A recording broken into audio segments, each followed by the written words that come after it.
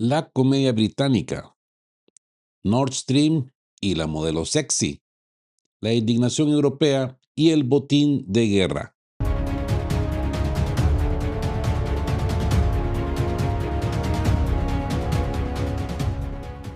Saludos cordiales a toda nuestra comunidad. Bienvenidos a una nueva entrega de De qué hablan Geo con Rodolfo. Hoy nos encontramos ante una jornada cargada de contrastes tan profundos que parecen sacados de una obra de teatro absurdo, amigos. Por un lado tenemos la cruda, helada y sangrienta realidad en el terreno de combate, ataques a civiles indefensos, infraestructura crítica al borde del colapso y un rediseño de las tácticas navales que desafía a las principales potencias. Por el otro lado, en las cancillerías de Europa y en las elegantes salas de conferencias de Estados Unidos vemos discursos desconectados, negocios millonarios firmados a puertas cerradas sobre tierras ajenas y, para rematar, berrinches diplomáticos en las Naciones Unidas que avergonzarían a cualquier estudiante de primaria. Hoy vamos a desmenuzar punto por punto cómo se conecta esta red de propaganda, desesperación militar y codicia económica, amigos. No nos quedaremos en el titular superficial. Vamos a ir al trasfondo de las decisiones, a examinar los documentos, las declaraciones de los testigos y la lógica militar de lo que está sucediendo en este mes de julio. Así que tomen su tacita de café, su mate, su bebida favorita, pónganse cómodos y acompáñenme en este recorrido exhaustivo por la geopolítica que los medios tradicionales prefieren contar a medias. Comenzamos. La comedia británica y las amenazas en el canal. Iniciamos nuestro recorrido en Londres, donde la política internacional británica parece haberse convertido en una serie de comedia donde los guionistas han perdido completamente la noción de la escalada y la realidad. El nuevo primer ministro británico Andy Burnham recibió recientemente en el 10 de Downing Street a Volodymyr Zelensky, ¿se acuerdan? De esto hablamos ayer, con todos los honores. Pero más allá de la foto de rigor, los estrechones de manos y las sonrisas calculadas para las cámaras y los apapacheos, ¿no?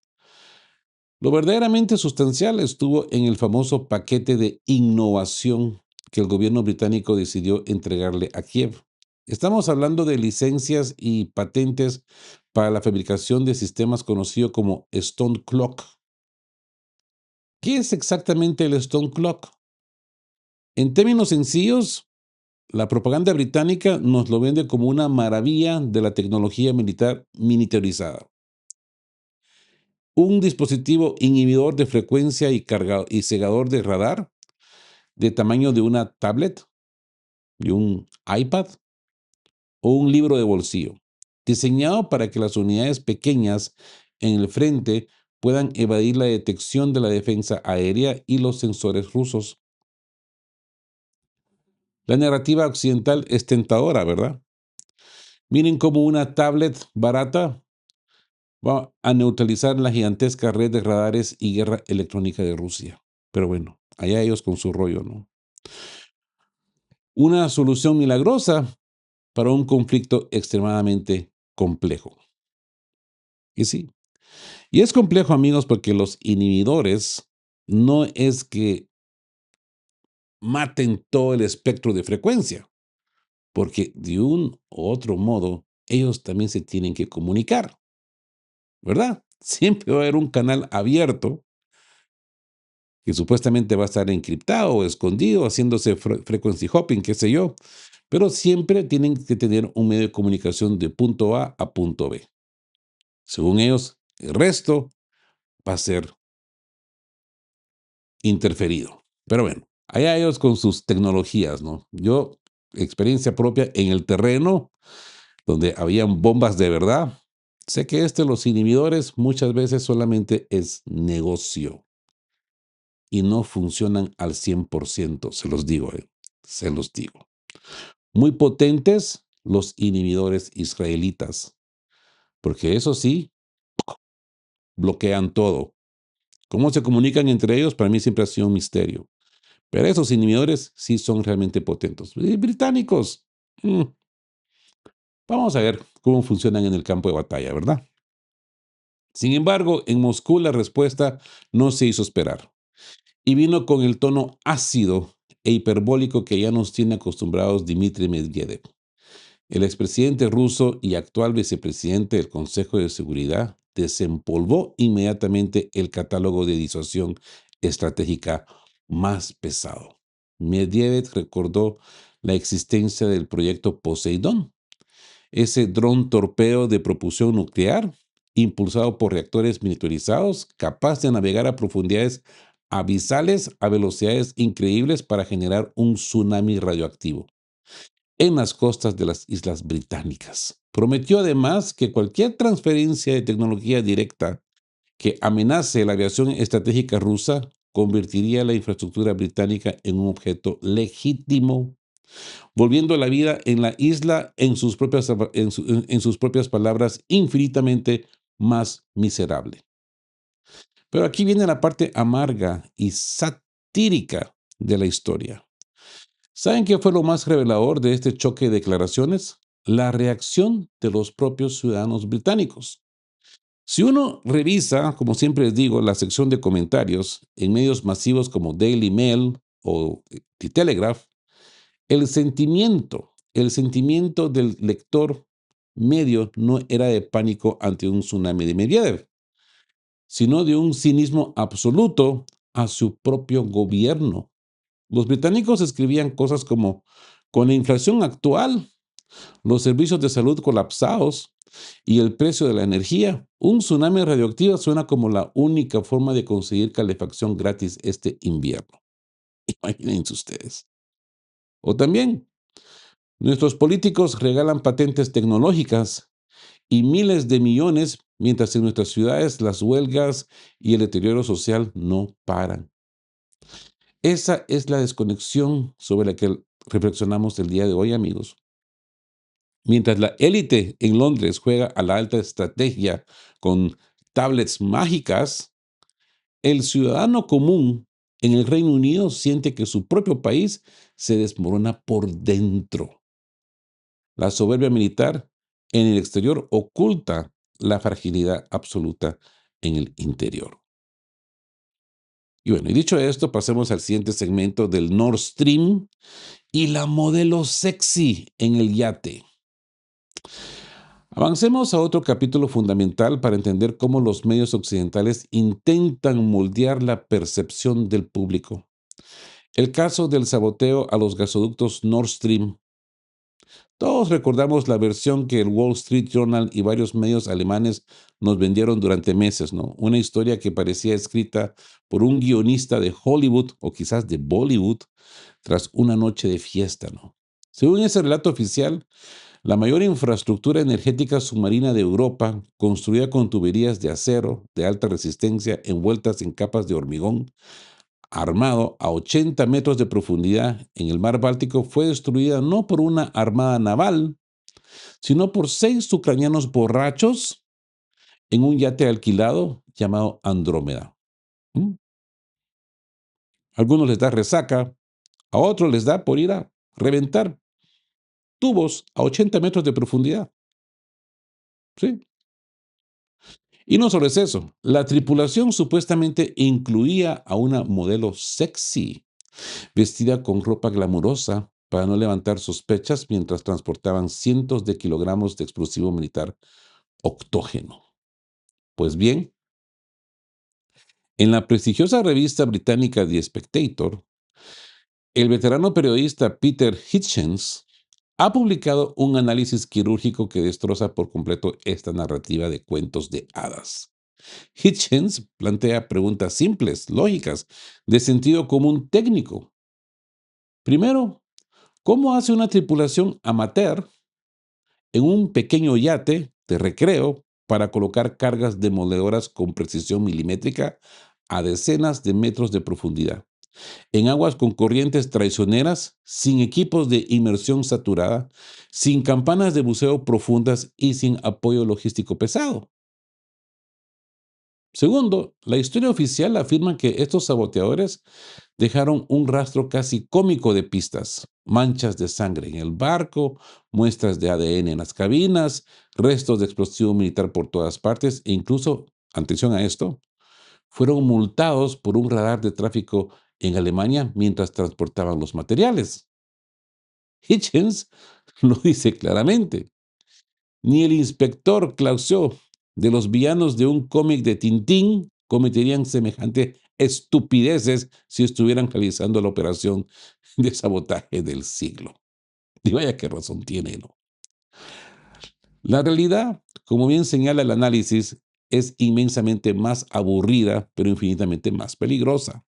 Volar el Nord Stream requirió un despliegue naval profundo, equipos de demolición submarina de grado industrial y el visto bueno de inteligencia estatal al más alto nivel. Capacidades que en el área del Báltico solo están al alcance de la OTAN y específicamente de los Estados Unidos. Es que siempre se me viene a la imagen en pantalla Joe Biden y el canciller alemán Scholz cuando se le pregunta qué va a pasar con el Nord Stream. Y Biden dice, lo vamos a eliminar. Pero ¿cómo si no es nuestro? Ah, tenemos nuestros métodos. Pero te lo garantizo, lo vamos a eliminar. Y Scholz está a la par ahí, calladito. Mm, lo va a eliminar, dice. Y bien, ¿por qué se mantiene viva la historia del yate y la modelo? ¿Saben por qué? Porque es conveniente. Para el gobierno alemán es preferible vender la idea de unos aventureros ucranianos fuera de control, le volaron el suministro de gas barato, a tener que admitir ante el golpeado industrial germano que su principal aliado estratégico en Washington fue quien le cortó la yugular económica. La narrativa del yate no busca informar, busca salvar las apariencias políticas de una Europa sometida, amigos. Y hablando de paradojas, continuemos con la paradoja de Freya y la crisis de interceptores. Pasemos ahora al ámbito estrictamente militar e industrial, donde las matemáticas y la capacidad productiva suelen destruir las ilusiones propagandísticas. Y nos referimos a la crisis de defensa aérea y al proyecto conocido como Freya. En un revelador artículo publicado por la analista Jennifer Kavanagh en Responsible Statecraft, se examina la trágica encrucijada en la que se encuentra Ucrania. Tras el aumento en las tensiones y el intercambio de ataques en Oriente Medio entre Estados Unidos e Irán, el Pentágono tomó una decisión fría y calculadora: reasignar y redirigir los preciados misiles interceptores del sistema Patriot para proteger las bases e intereses estadounidenses en el Golfo Pérsico. Esto no es ningún secreto, ¿verdad? Esto dejó a las ciudades y a la infraestructura militar ucraniana en una situación de extrema vulnerabilidad. Ante el desabastecimiento de interceptores occidentales, Kiev ha comenzado a promocionar desesperadamente el proyecto Freya. ¿En qué consiste realmente Freya? Según los planos presentados, la idea es construir unidades de defensa aérea aprovechando los chasis y tubos lanzadores de los antiguos sistemas soviéticos S-300 que aún les quedan en reserva, adaptándoles electrónica moderna a un costo estimado de $700,000 por unidad. A primera vista suena como una solución astuta y económica, pero cuando se revisa la ingeniería detrás del proyecto, la ilusión se desvanece. Freya depende de radares de detección suministrados por Suecia, sistemas de seguimiento fabricados en Francia e Italia, y un software de control de tiro de Noruega y la integración de enlaces de datos de la OTAN. Es un auténtico monstruo de Frankenstein tecnológico. Coordinar a 5 industrias de defensa distintas para producir un sistema híbrido de cero toma años de pruebas y estandarización. no estará listo para este invierno, amigos, ni para el siguiente. Kavanagh expone la intención real de Kiev. Al proponer un sistema que requiere la integración profunda de la tecnología de media docena de países europeos, Ucrania busca amarrar institucionalmente a la OTAN. Quiere que los países europeos se conviertan en codesarrolladores de su red de defensa para obligarlos a enviar sus propios técnicos y tropas sobre el terreno para operar estos equipos. Sin embargo, en Berlín, París y Roma, los analistas militares ya han hecho los cálculos. Freya no es una solución táctica para ganar la guerra hoy. Es una trampa política para arrastrar a Europa a una confrontación directa. Y mientras se discute el papel del proyecto Freya, el cielo de la zona de conflicto sigue estando dominado por la aviación y los misiles rusos. ¿Se acuerdan de lo que hablamos en el video anterior? De esa susodicha plan de paz en los cielos. Ya Rusia dijo que no. Obviamente va a decir que no. Y bueno, pasemos a la indignación europea. Austria y Francia. Miren cómo todas estas piezas encajan para generar una fractura social cada vez más profunda dentro de las propias sociedades europeas, amigos. Vamos a examinar dos ejemplos concretos de esta semana: Austria y Francia. Comencemos con Austria. El periódico Express ha publicado una serie de artículos reflejando el descontento popular tras confirmarse los detalles del megapréstamo de 90.000 millones de euros que la Unión Europea está estructurando para financiar las operaciones del gobierno de Kiev. En Viena, la indignación es palpable. Los ciudadanos austriacos ven cómo la inflación ha erosionado el poder adquisitivo, cómo las pequeñas y medianas empresas están cerrando debido a los costos de la energía y cómo los servicios públicos sufren recortes. La pregunta que se hacen en las calles y que el diario Express recoge con crudeza es: ¿con qué autoridad moral y financiera la Comisión Europea exige sacrificios, aumentos de impuestos y austeridad a los ciudadanos europeos, mientras firma cheques de decenas de miles de millones de euros para un régimen donde las denuncias de corrupción en el Ministerio de Defensa y la malversación de fondos son noticia de cada semana? La paciencia del votante centroeuropeo está llegando a su límite absoluto. Y si lo de Austria es indignante, lo de Francia roza la tragedia nacional. El periódico Le Journal du Dimanche ha sacado a la luz la alarmante situación del país galo en pleno verano. En este momento, incendios forestales fuera de control están devastando miles de hectáreas en la región de Gironda y en los Pirineos. Las imágenes de bosques en llamas y pueblos evacuados son estremecedoras. Y no solamente en Francia, también en España, ¿eh? Y aquí viene el dato vergonzoso. La séptima economía del mundo, la Francia del presidente Emmanuel Macron, no cuenta con una flota suficiente de aviones Canadair ni de helicópteros cisterna operativos para sofocar sus propios incendios. Francia ha tenido que activar el mecanismo de protección civil de la Unión Europea para mendigar aviones prestados a países vecinos como España o Italia. España tiene una flotilla de helicópteros de este tipo cisterna, pero ¿saben cuál es el matiz aquí? Esos helicópteros son rusos, son de fabricación rusa y debido a las sanciones, pues están parados porque no pueden conseguir repuestos, no los pueden mantener gracias a las benditas sanciones.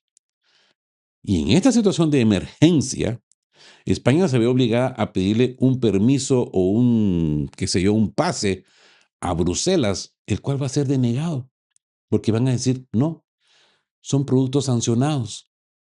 ¿Mm? Pareciera un chiste, pero es realidad.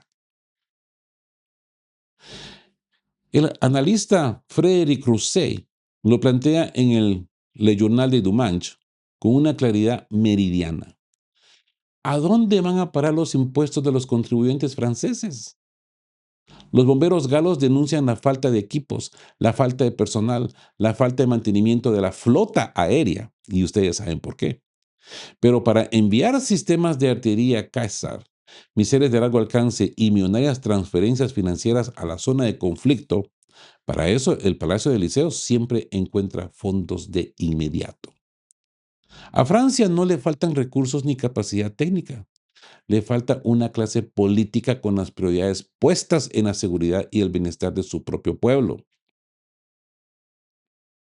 Se pretende proyectar un perfil de potencia global en el exterior, mientras en el propio territorio nacional se consume en llamas por falta de inversión básica. Y bueno, vayámonos a la realidad en Kiev y el avance naval ruso. Dejemos de lado por un momento los discursos europeos y regresemos al terreno militar y técnico real, donde las consecuencias de esta guerra de desgaste se miden en infraestructura y capacidad industrial. En la capital ucraniana la situación es francamente dramática.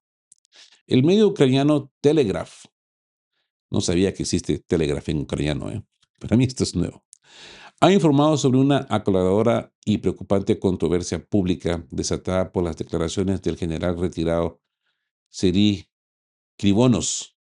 Serhiy Krivonos. Krivonos fue tajante en sus advertencias. Si la red eléctrica y las estaciones de bombeo sufren un par de ataques masivos más, con misiles y drones rusos sin la protección de defensas aéreas adecuadas, la ciudad de Kiev puede enfrentarse a un colapso sistémico en cuestión de 4 o 5 días. No estamos hablando solo de quedarse a oscuras o sin luz en los apartamentos. El general advirtió que sin energía para mantener el flujo de las bombas de agua en medio de las bajas temperaturas que se aproximan, ¿no?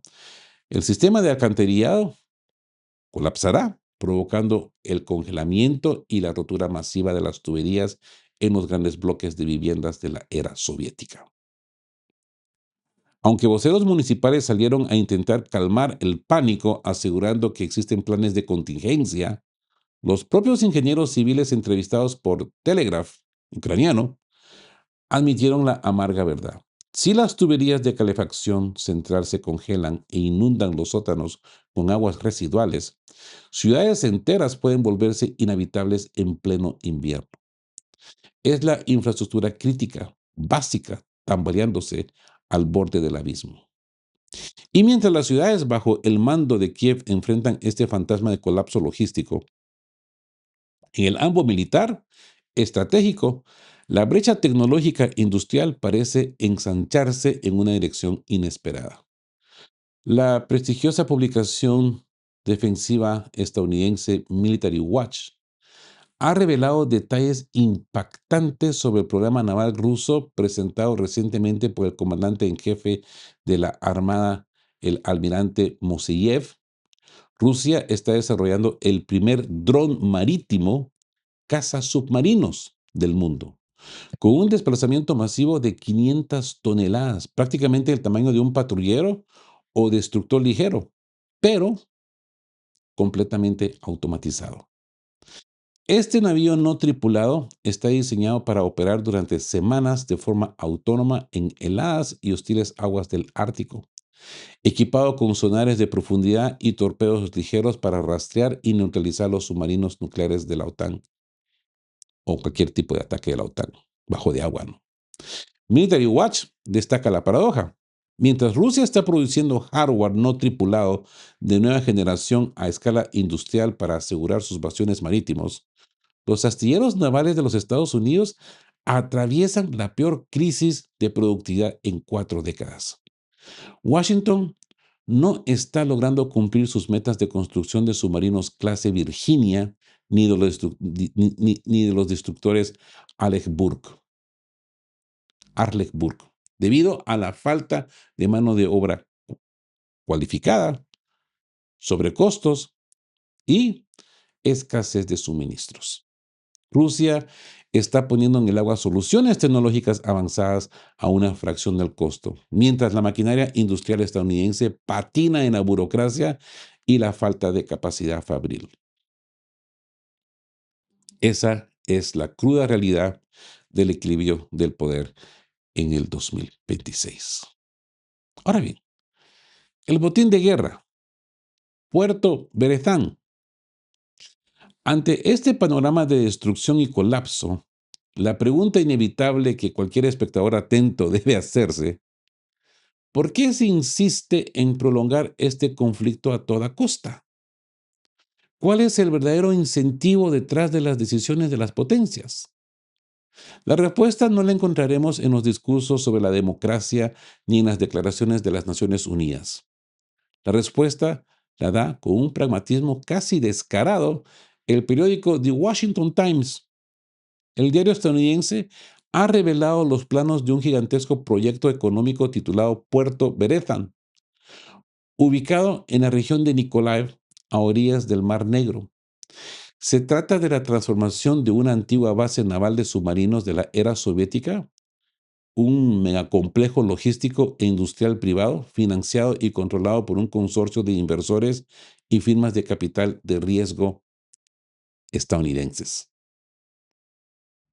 El proyecto Puerto Berethán no es una simple obra de reconstrucción, es la piedra angular del acuerdo firmado entre la administración estadounidense y el gobierno de Volodymyr Zelensky para explotación y comercialización de los recursos minerales estratégicos de Ucrania. El complejo contará con un puerto profundo de aguas calientes, una terminal de carga aérea, una zona franca libre de impuestos y plantas procesadoras de fundición, que se van a procesar y explotar desde ahí las vastas reservas ucranianas de tierras raras y metales críticos: litio para baterías, titanio para industria aeroespacial, galio, germanio y uranio. The Washington Times lo explica sin rodeos. El objetivo de los fondos estadounidenses es asegurar el control físico y corporativo de estos yacimientos para abastecer la cadena de suministro militar e industrial de los Estados Unidos, impidiendo categóricamente que estos recursos caigan bajo el control de Rusia o que sean vendidos a China. Estamos hablando de Nikolaev, ¿no? Rusia va por Odessa. Si Rusia va por Odessa, pasa por Nikolaev. O sea que, bon voyage a los estadounidenses. Ahí tienen la imagen completa de la geopolítica moderna desprovista de maquillaje. Los ciudadanos europeos pagan facturas de energía desorbitadas. Los ciudadanos de Kiev temen que se congelen sus tuberías. Los soldados mueren en las trincheras del frente. Mientras en las salas de juntas de Washington los inversores despliegan los mapas del puerto Berezán para repartirse las minas de litio y titanio. El conflicto como negocio de extracción de recursos es el botín de guerra en su expresión más pura. Y bien, de aquí saltemos a la cruda realidad humana en Konstantinovka. Y es que detrás de los mapas, los recursos minerales y los megaproyectos portuarios hay vidas humanas destruidas, amigos. Y es nuestra obligación moral en este programa no permitir que las cifras y la frialdad de los análisis nos vuelvan insensibles ante la tragedia real. En las últimas horas hemos conocido una noticia aterradora procedente de la ciudad Konstantinovka, en el Donbass. Un video verificado y reportado por corresponsales en la zona muestra el momento exacto en que un dron suicida FPV impacta directamente contra un grupo de 7 civiles, 5 adultos y 2 adolescentes que intentaban evacuar a pie la zona de combate cargando apenas un par de bolsas con sus pertenencias. Las imágenes, como ustedes pueden ver, son desgarradoras. El grupo caminaba por un camino de tierra, alejándose de la zona de peligro, cuando el dron kamikaze se abalanzaba a baja altura e impactaba en el suelo, justo a espaldas de la familia. La explosión hace que el grupo se disperse en medio del humo y la tierra. 2 de las personas caen gravemente heridas sobre el camino. En las imágenes posteriores se observa cómo las tropas de la 72ª Brigada Rusa que operaban en el sector corren a prestarles primeros auxilios arrastrando a los heridos hacia la vegetación para aplicarles torniquetes y evacuar a los sobrevivientes. Amigos, esto no fue un error de cálculo. Un dron FPV es teledirigido por un operador en tiempo real a través de una cámara de alta definición. El piloto ve exactamente a qué le está apuntando. ¿Y saben qué es lo más irónico? Que posiblemente este piloto esté sentado en la City de Londres, en París, en Berlín, en New Jersey. Eso es lo peor del caso.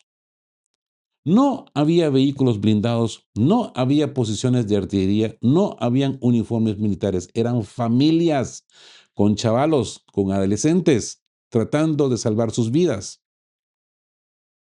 Y lo más alarmante es que este hecho no es un incidente aislado.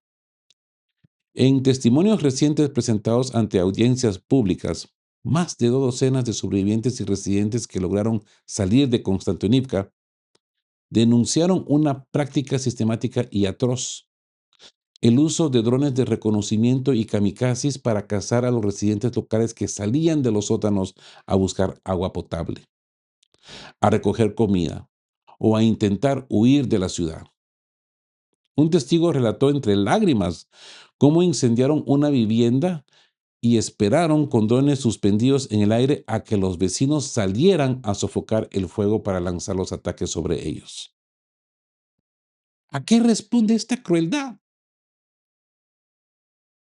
Responde a la degradación moral absoluta que se produce cuando un mando militar colapsa en el frente, cuando las posiciones fortificadas caen y la derrota táctica es inevitable. Se recurre al terrorismo contra la población civil indefensa para generar impacto mediático, para compensar la frustración del campo de batalla y para castigar a los residentes de habla rusa que se negaron a evacuar hacia el oeste. Esta es la cara real de la guerra.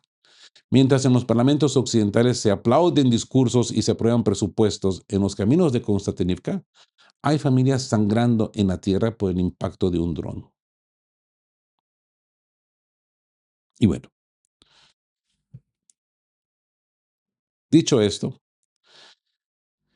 saltemos a nuestro bloque de parodia geo y hablemos del berrinche diplomático en las Naciones Unidas.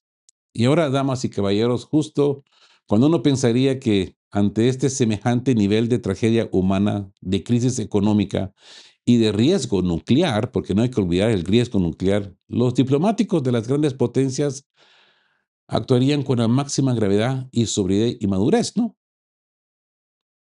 Así pues, nos trasladamos a la sede de las Naciones Unidas en Nueva York y Ginebra para nuestro segmento de parodia geo. Porque lo que acaba de ocurrir entre Francia y Estados Unidos no es diplomacia, es una función de comedia infantil. Empecemos con el intercambio viral que acaba de sacudir a las redes entre Kiev y Teherán. Ayer, a las 6 de la tarde, Volodymyr Zelensky lanzó una de sus habituales declaraciones categóricas buscando ampliar la lista de culpables. Y lo mencionamos en el video también, ¿no? Cuando Zelensky dijo: Irán ya nos atacó al darle armas a Rusia. Una frase pensada para titulares, ¿no? Buscando responsabilizar directamente a Teherán por los suministros militares. Pero solo una hora después, a las 7 de la tarde, el ministro de Asuntos Exteriores de Irán, Abbas Araghchi, le devolvió un zasca lógico que dejó a la diplomacia de Kiev pedaleando en el aire. Araghchi respondió: vaya, siguiendo esa misma lógica, Rusia entonces tiene derecho a golpear a Estados Unidos, a Reino Unido y a la OTAN por armarte a ti. Y siguiendo tu razonamiento, también deberías atacar a China, a Corea del Norte y a Estados Unidos por armar a Rusia. Cobarde. Esa es la lógica que se destruye sola. Si el proveedor de armas es legal y es técnicamente el agresor directo, La OTAN lleva 4 años en guerra abierta con Rusia y Kiev tendría que declarar la guerra a medio planeta. Abbas Araghchi le desmontó en un solo tuit todo el castillo de naipes propagandístico con una lección básica de silogismo. Pero, si lo de Teherán fue un golpe de lógica, lo que pasó entre Francia y Estados Unidos en las Naciones Unidas roza el patio de recreo escolar, amigos. Miren esta captura de pantalla, que se ha vuelto viral en las últimas horas, publicada por la cuenta oficial de la misión de Francia ante las Naciones Unidas en Ginebra. Resulta que se realizó una votación en Asamblea General para renovar el mandato del Alto Comisionado para los Derechos Humanos, Volker Turk. La resolución se aprobó abrumadoramente con 144 votos a favor. Sin embargo, hubo 10 países que votaron en contra, entre ellos Estados Unidos, Rusia, Corea del Norte, Níger y Mali. Y si no me equivoco, también Nicaragua. ¿Y qué hicieron los sofisticados diplomáticos franceses? En lugar de hacer diplomacia silenciosa, diseñaron un gráfico para X, para Twitter, con el hashtag America Alone, América sola. Y escribieron este texto cargado de veneno. Estados Unidos solía ser un faro de derechos humanos. Ya no. Hoy se encuentra aislado junto a Corea del Norte, Mali y Rusia. Y el mundo ya no los escucha. Miren el nivel. El diplomático francés en Ginebra, sintiéndose un community manager brillante, haciéndole cyberbullying a su principal socio de la OTAN. Pero esperen, porque la respuesta de Estados Unidos no fue de diplomáticos de una superpotencia. Fue la rabieta de un niño caprichoso en el patio del recreo. Según reportó la cadena France 24, horas después, durante la sesión del Consejo de Seguridad de las Naciones Unidas en Nueva York, dedicada a la crisis de Ucrania, llegó el momento de que el representante de Francia tomara la palabra. ¿Y qué hizo la delegación de Estados Unidos encabezada por el diplomático Dan Negrea? En el preciso instante en que el francés comenzó a hablar, toda la delegación estadounidense se levantó de sus sillas, recogiendo sus carpetas con cara de indignación y abandonaron ostentosamente la sala. Y no se quedaron ahí. El diplomático Dan Negrea salió a dar declaraciones a los medios acusando a París de usar una retórica arrogante e inaceptable y anunció formalmente que los representantes de Estados Unidos van a aplicar la ley de hielo y van a boicotear y abandonar todos los discursos de Francia en las Naciones Unidas hasta que en París pidan disculpas o cambien de postura. ¿Mm? Analicen la escena por un segundo, amigos. Es verdaderamente desopilante, ¿no? Por un lado tenemos a Francia. Los bosques del sur de su país se están quemando por completo.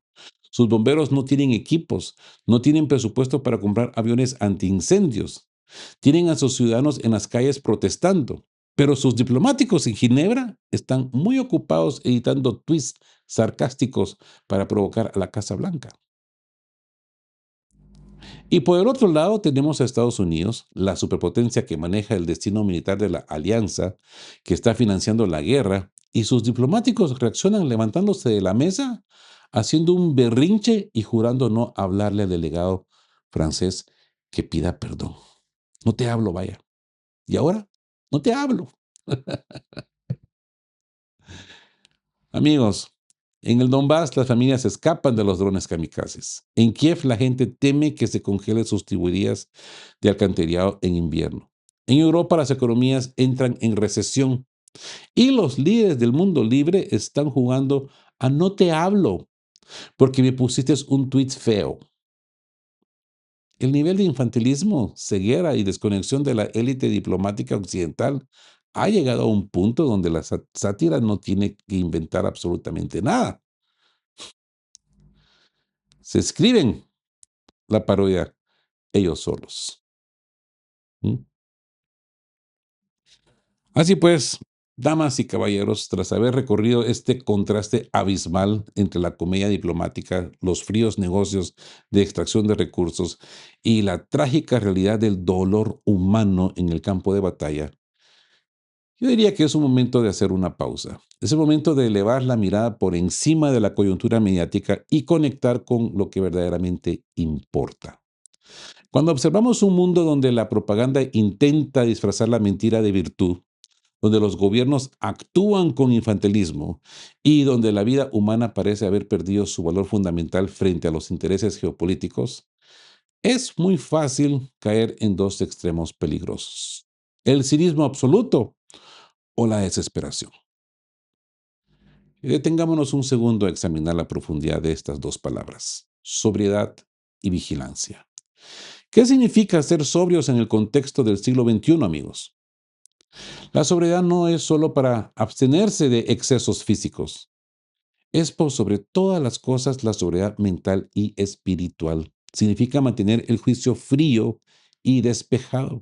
Significa no permitir que los discursos de odio, la histeria colectiva o la propaganda simplista embriaguen nuestra mente. Un espíritu sobrio es aquel que no se deja manipular por los titulares alarmistas, ni por los espectáculos circenses de la política, sino que busca la verdad con discernimiento y ecuanimidad. ¿Y qué significa velar? Velar es mantener la guardia en alto. Como siempre les digo, guardia en alto. Es estar atentos, despiertos, no caer en el adorecimiento moral ni en la indiferencia ante el sufrimiento ajeno. Cuando vemos familias atacadas en Constantinopla o a pueblos enteros sufriendo las consecuencias de las decisiones de las élites irresponsables, velar significa no congelar nuestro corazón. Significa conservar la compasión, defender la dignidad humana y no permitir que la crueldad del entorno destruya nuestra empatía. El león rugiente, ya teníamos tiempo de no hablar de este señor. De nuestro tiempo se viste de muchas formas, se viste de mentira mediática, de codicia desmedida, de desprecio por la vida, de desprecio por las familias, de desprecio por los valores y de una ceguera espiritual que lleva a los líderes a jugar con la paz del mundo como si fuera un juego de mesa. Frente a esa realidad, amigos, nuestra respuesta como seres pensantes y con fe debe ser la sobriedad, la templanza, la búsqueda inquebrantable de la verdad y el compromiso con la justicia. Amigos, les agradezco con el alma que nos hayan acompañado en esta extensa y detallada emisión de hoy, primera de hoy. Si este análisis les ha aportado claridad y una visión diferente de la realidad geopolítica, les pido que le den un me gusta al video, de que se suscriban al canal si no lo han hecho. Si ya lo han hecho, muy agradecido. Estos detalles son los que mantienen este canal con vida. Que activen la campanita de notificaciones para no perderse ninguna actualización y que compartan este contenido con quienes busquen un análisis profundo y sin censura. Dejen sus reflexiones y comentarios aquí, ahí abajo, los leo. Así pues, amigos, estén juntos, fuertes, siempre buscando por la verdad y sean justos. Quedamos QAP. Chao, chao. Queremos recordarles que este espacio tiene un fin estrictamente educativo e informativo, basado en fuentes verificadas para fomentar una comprensión profunda de los hechos globales. Nos oponemos a la desinformación. Nuestra meta es el intercambio de conocimiento y análisis crítico, siempre bajo el respeto a todas las partes involucradas.